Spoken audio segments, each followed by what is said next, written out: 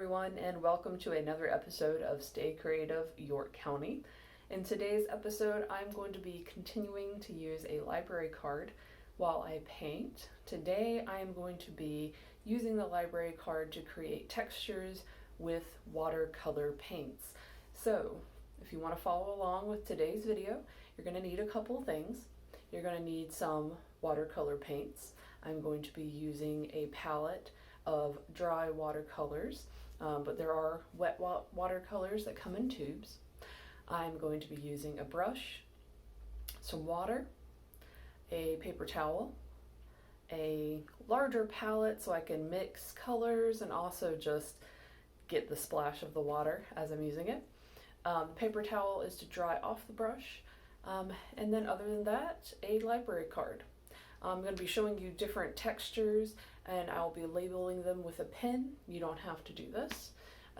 But yeah, so that's all you're going to need, some watercolors and something to paint on. I'm going to be using some watercolor paper.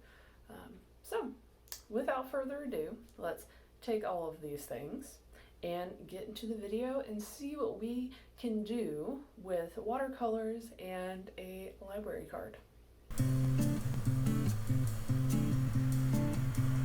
The first thing I am going to be demonstrating is how I created some mountains using my library cards. So the first thing I do is lay down a wash of blue watercolor paint.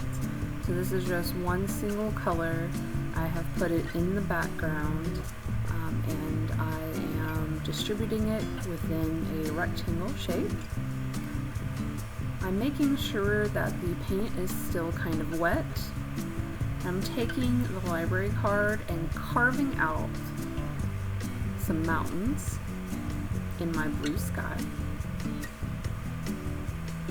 So I am taking away paint to create something in the picture.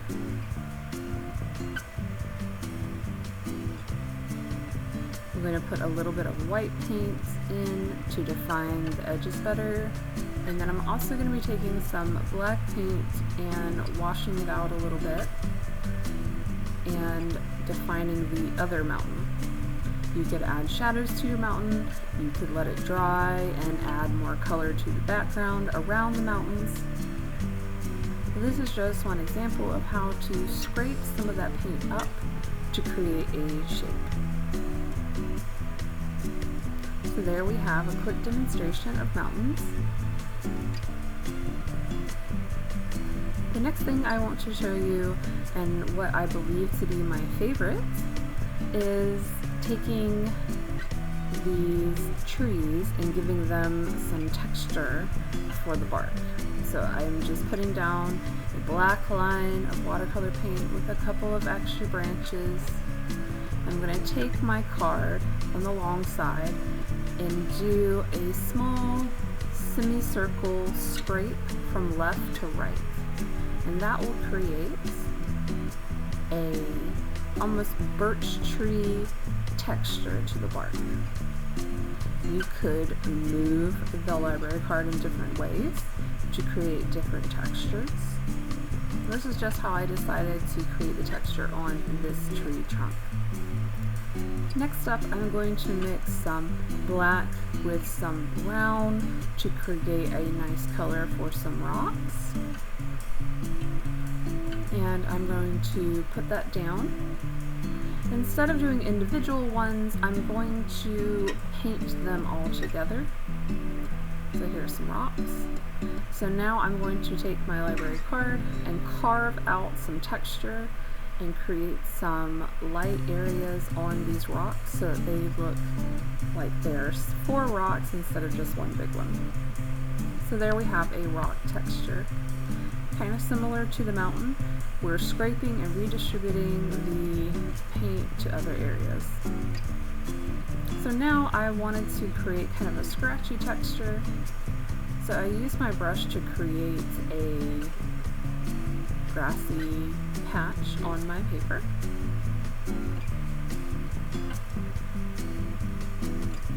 And then just took my card and created some scratchy lines I even attempted at this point to wet the card to see if that could help to rehydrate the color I had put down, or blur that line that I had created for the grass. So there is a scratchy tall grass texture.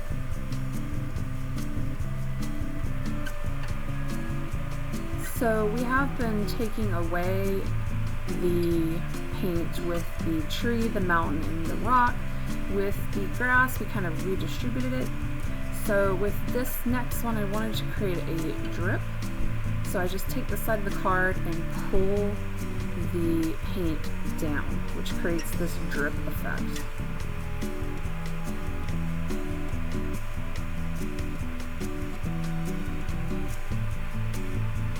Now this last thing I did, I intended it to be kind of a fan technique so that you create flowers. However, as you will see, it didn't quite turn out like I wanted it to. This was just something I was trying. I hadn't seen anyone else do it. I just wanted to try to do it. Didn't quite work out, but I didn't want to get rid of it because even though you may try something and it might not turn out like you wanted to, there is something to learn there. So with this little blob, I decided to give it a little face.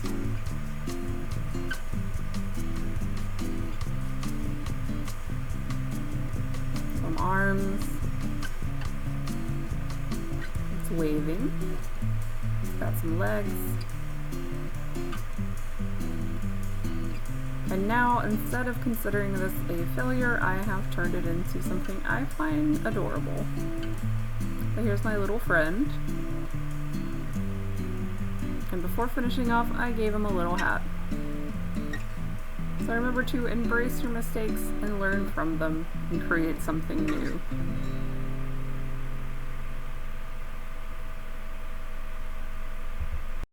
And there we have it. So we had a lot of natural shapes with the textures that we are creating today. We were able to create some tree bark, some mountains in the distance, some texture on rock, some tall grass scratchiness, and some very interesting drips. So I hope that you found this video inspiring. I think it shows that you can create some very unique marks and different looks and textures when you use things that are not necessarily your traditional art supplies. We've done this before in another video where we did watercolor cards. I'll link that down in the description below. We use things like saran wrap and salt to create different effects with the watercolor. So friends, I hope this inspired you to get creative, and remember to stay safe, and as always, stay creative, York County.